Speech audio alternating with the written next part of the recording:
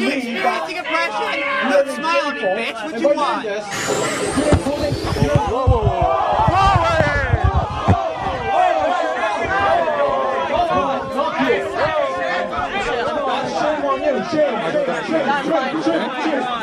Yeah, so they did grab me and pull me in and try to punch me. They're the person right over there with the black lipstick. That's assault right there. Officer, I didn't see anything. I didn't see anything that happened. There's no reason to be I didn't see anything.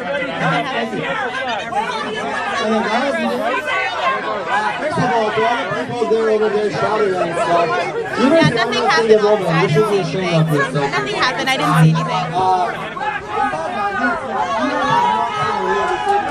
You didn't see anything. This is Owen Schroyer for Infowars.com. I'm out here. Are you a WashU student? Yes, I am. WashU student who supports Hillary Clinton. Now, you've got a sign that says, "Love Trump's hate." I've never really understood that. Could you explain that to me? I think it's just that I'm not well spoken. Someone just gave it to me. I've been carrying it around. I don't really. Oh, you don't really care much about the sign? I'm just here to get free stuff. So. So, did you like Bernie Sanders? Yes, I did. Hillary supports Thank love you. and Trump does not. Yeah, there you go. So that's what that means? Hillary likes love and Trump likes hate? Yes.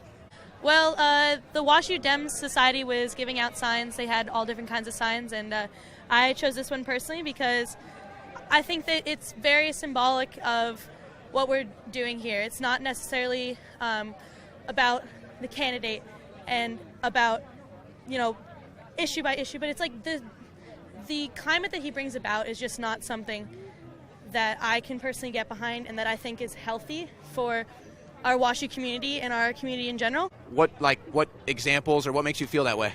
Because Trump's racist. What has he done that's racist? Just everything, everything that comes out of his mouth. Hiring people of every race, color, and creed is racist? Well, not hiring, but some of the comments that he makes regarding different genders and different races, and just anyone who he doesn't consider a true American, which he defines the white male as When did he do that? I don't want to talk to you anymore. So. Well, I'm not surprised. This is what happens when you try to talk to liberals who have no knowledge or information.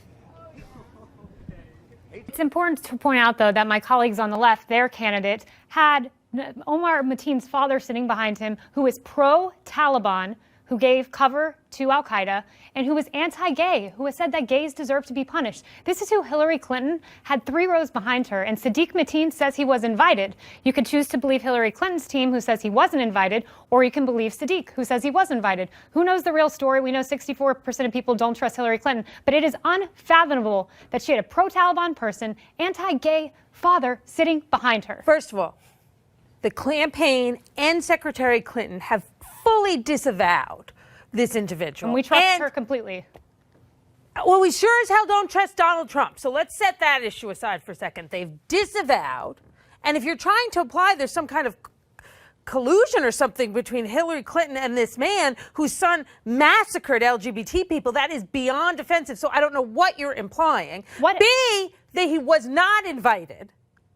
C, Donald Trump is going tomorrow with Mark Rubio in Florida, not far from the Pulse nightclub, where 49 LGBT people were massacred, to an anti-gay organization event. So do not try to equate the mistake that was made by her campaign staff. And I agree with Tara, whoever was in charge of crowd last night should lose their job. May I ask you a question? And wait a minute. No. You can't ask me a question. Because you can't answer the question. Oh, you can't ask me a question, honey. I can't answer, so don't even try. What attracted the father of the Orlando terrorist to your candidate? He's a mentally ill individual who ran what for attracted president. him. I get it. Pardon me? What attracted him to your candidate? And your answer was he's mentally ill. His answer stop smiling and smirking like it's a funny thing that there is a man in Florida whose son massacred 49 people. And that man, in my opinion, contributed to who his son was because he is clearly mentally unbalanced, running for president of Afghanistan. What attracted so it's, Kaylee, he's a tragic individual. I have to ask this question.